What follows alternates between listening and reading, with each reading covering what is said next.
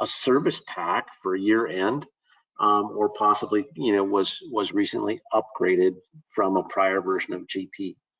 And it's a common request, where as we're engaged in the upgrade, well, so what's new? What did I gain out of this? And a little bit of retraining usually happens at the request of some clients, and we're looking for that functionality that we didn't have before to bring that additional value. We just spent money doing the upgrade. So what did we gain? Are we just compliant now, or what's going on? So that's our topic, and who I am. Forgive me for that title of Director in Sales and Marketing. My background is more in the consulting realm. I've just rejoined, I should say, implementation specialist last July in the sales and marketing role. But I will never stop. I'll never stop consulting. How did I say it? Did I say that wrong? I'll never. Yeah. Consulting is still fun. It keeps me sharp, keeps me knowing what customers need, and really my goal is to provide value, whether that's through software, services, etc. So it's a fun role for me to be in. So our agenda. So I want to show you guys a little bit about, where can I get this information? It's not. We don't have an inside line. Nobody feeds the information to us as a partner organization or a consultant. We're all kind of in the same boat of, okay, well, I have new software. What does it do? But Microsoft has been for some time now releasing the information on the Docs site, and we're gonna review it and some of what's out there. I'm going to cover a few of the easy ones that add immediate value, and really just kind of show you what they look like. And in the process, I want to talk about, I'll try to talk about, when we read what's new, how do I go see it in Dynamics GP? So of course, we're going to want to hop over into product and again, take a look at that as we move forward. So without too much further ado, this link, and Judy will have to find a way to make sure that this link is available to attendees. I guess this will be recorded, and someone would be able to consume it from there. But this is the magic link, and when we click that, I am getting to a website. Now, if you don't know the link, really all you have to search for is Dynamics GP new features. And this will literally be the first website in the list that you can click on and see what's new. And it literally is what's new. Welcome to Dynamics GP. It's a great site where Microsoft is providing all of us, consultants and users, information regarding the product that we know and love, and or hate. But I love it, so we're all good. And our most recent, and this talks briefly about the content, but our most recent service pack was, again, the last fall's capability release. Now there was a patch after that, but it only accomplished a couple of very specific things. Okay, this is where we go to see what's actually in a build that we can consume as a deliverable, in the sense of, hey, they made something new. And some of them, it seems simple. It seems like, well, why did they take the time to do that? I mean, hasn't it always been there?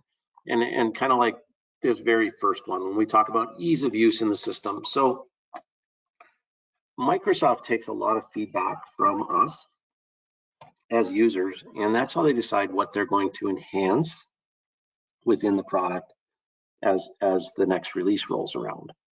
They don't just sit in a room and kind of go, what should we work on? They read our requests, they read what we submit.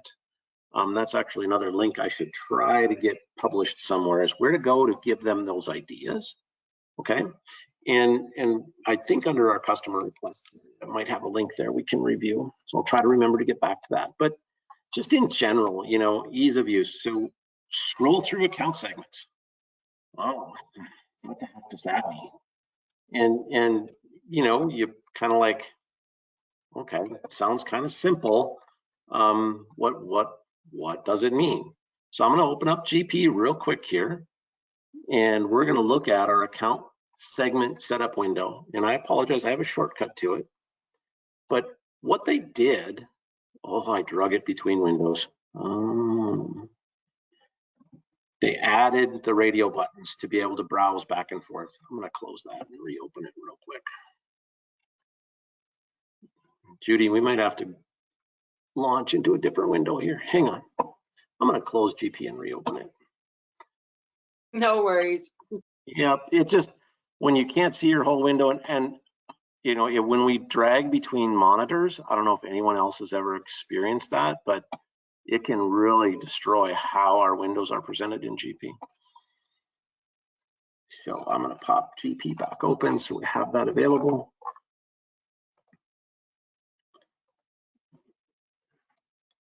And of course, it opens on the other screen.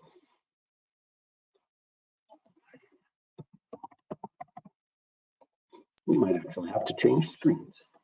It's so fun to know that there is an area out here where all this GP information is included. I honestly didn't know this was out here, and this is just spectacular information for me to know as well. So thanks so much. This is a great assets and tools for us to save under one of our browsers, is where I'm going to click on that link and save it. So thanks so much for sharing this with us, because it helps a lot. And if you ever do have if you have any questions during the presentation, we do have a chat window or a question window that you can go ahead and ask us questions or raise your hand and let us know that you have a question, and we can either unmute you or type in your question and we'll take care of it. Judy, real quick, are we seeing the website or GP? I'm seeing the website where it says 2021. All right. Well, now you're seeing GP. Now I see GP. Fabulous. And let's see if the account segment window opens correctly. Yay. So again, a little bit of a screen resolution issue going from a low resolution monitor to a high resolution monitor. But literally all this document is saying, when we see it, is it's saying it added scroll on our account segments. So they added the GoTo arrows that, a new user of the system would see those there. They'd be used to seeing them on other cards. They'd be like, oh, okay, that's cool. But when you've been using the system for months, years, some of us are years, right? You don't realize that they've added some functionality. So that's why they're publishing this information for us. Very helpful in the big scheme of things to know what's new. Okay, so moving on. Every time we open up a sort or an inquiry window in GP, we've got to kind of structure it the way we want it so that we can see information either by date, by document number, maybe it's by customer number. But what Microsoft has done is actually given us the ability to save preferences on our inquiry window. So again, the ability to save what we want when we search for customer information. And every time I come in this, I usually change it to doc date and redisplay so that my documents are in doc date order, right? And it gives us the ability to save the Windows preference. So now the next time I open this window, it's already in document date order.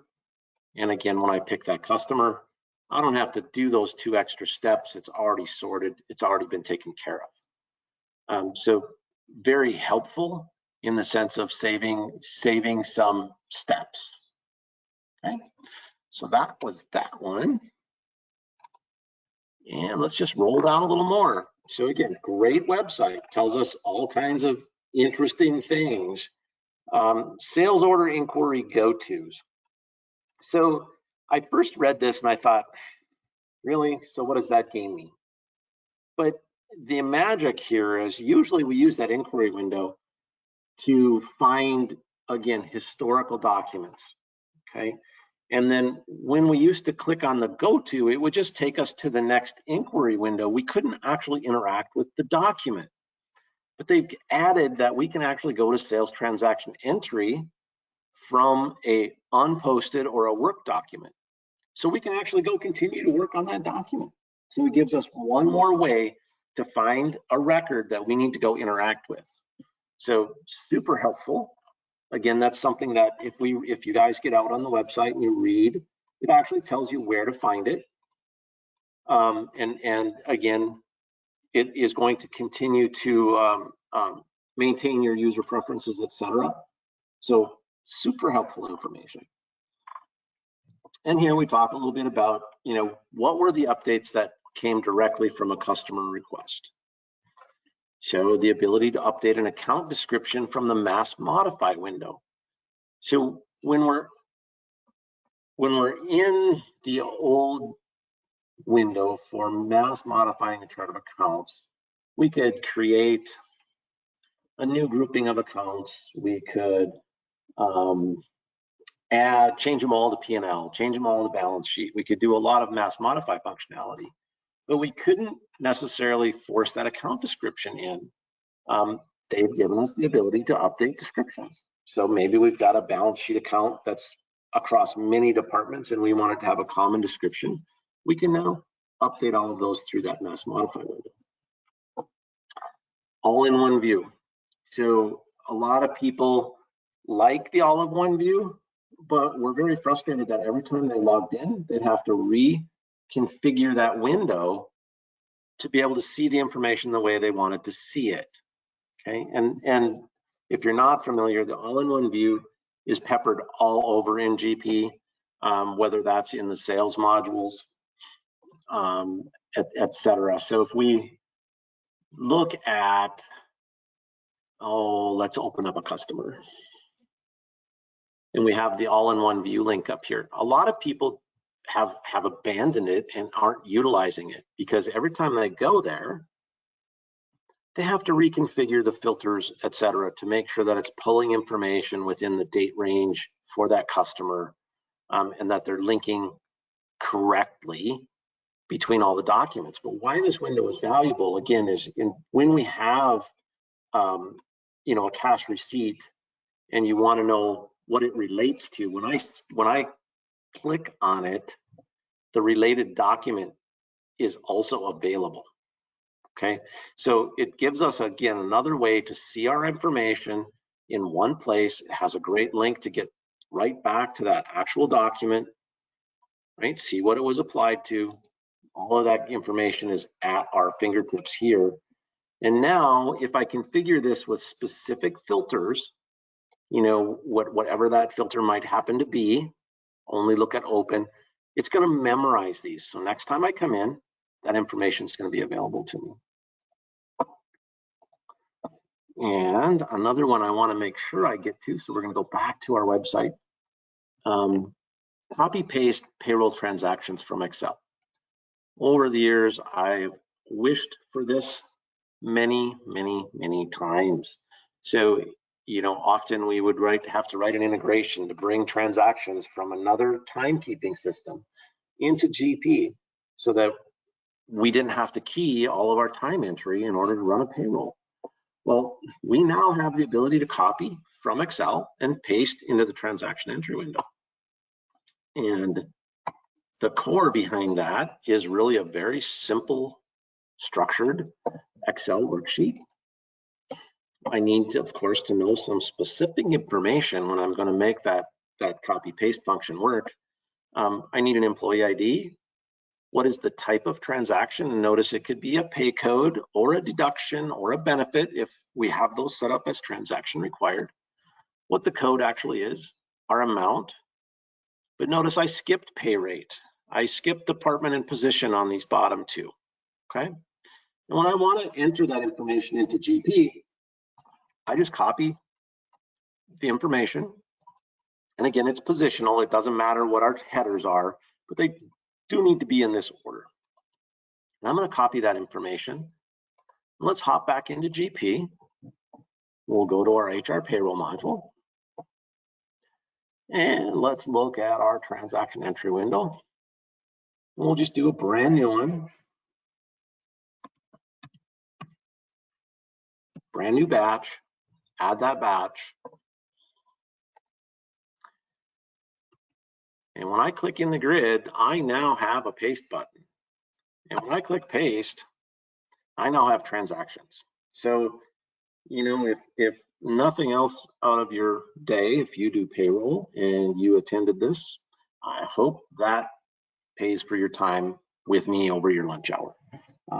This has been huge, where we needed to do some correcting entries or take a deduction where it was transaction required, and we've been able to just key those up in Excel, do our magic with Excel, you know, and we copy down and do all our formulas and then copy paste it right into GP. It's fabulous functionality, which also brings up an interesting tidbit on the financial series. In the financial series, we've all been familiar that we can copy paste into a journal entry. But prior to this last build, if I click the intercompany button, well, and go figure, I'm still not configured right. I lose my paste functionality. That is in the latest, greatest release enabled. So you can actually copy paste with intercompany turned on. I don't have intercompany configured in this environment. So that's why I'm seeing that. Just made me think of it as I was sitting here. Masking social security numbers on our W-2s. You don't have to go modify the report. It's merely a setting. Kurt, you got out there for just a bit, and I'm not seeing your screen again. Could be just. You're not seeing my screen. Oh my goodness. I don't know what happened. Seeing GP? I'm not seeing it. We canceled that, and let's try again. That one. GP? I'm sorry, I'm not seeming to see it at the moment. It was like, can you try resharing maybe the screen? Just did. How about now? It's kind of like we had an electrical glitch or something kind of goofy, so I'm not really sure what happened there. No. That's okay. There now I can see it. Okay, maybe it was just me, but I can see everything now. I do have a little note saying the network connection was reestablished, so maybe it was just me. It might have been. It might have been you, but you know, it could have been on my side as well. So okay. you know, it's there. We're all good. We're all good. You're seeing some information. That's important. We want both audio and visual. We all learn better that way. Thank you. For our customers who use project, we can modify project codes. Kind of cool. Again, some additional, these were customer requested features that needed to happen. But within all of this, where I really want to go next is, well, that's all great, Kurt. So you showed me what was in the last build. I just upgraded from 2015. So we can go back. We can go back and see what was in the last release, right? And again, what are those interesting things that were fixed and put forward? This one has been a godsend as well. You know, in our latest, greatest builds, our currency decimal places actually honor when we utilize some of the copy paste functionality. It used to error out when we bring that information in. It covers the 1099 changes that happened last year. Sorry for scrolling too fast. I want to cover some things. TLS 1.2. What the heck does that mean? So there's functionality within Dynamics GP that allows us to email things like statements, like reports, and it utilizes this protocol that Microsoft is no longer supporting these older protocols. They need us all on this 1.2. So again, if we're seeing some degradation where, 5 of my statements get emailed and 10 fail, and you're not on the latest build of GP, we need to get you there, because we need to get you to TLS 1.2 so that your emails do function, okay? Another item that was in the prior release, it wasn't in this last go round, was the ability to mask social security numbers in our reports. And it's kind of interesting.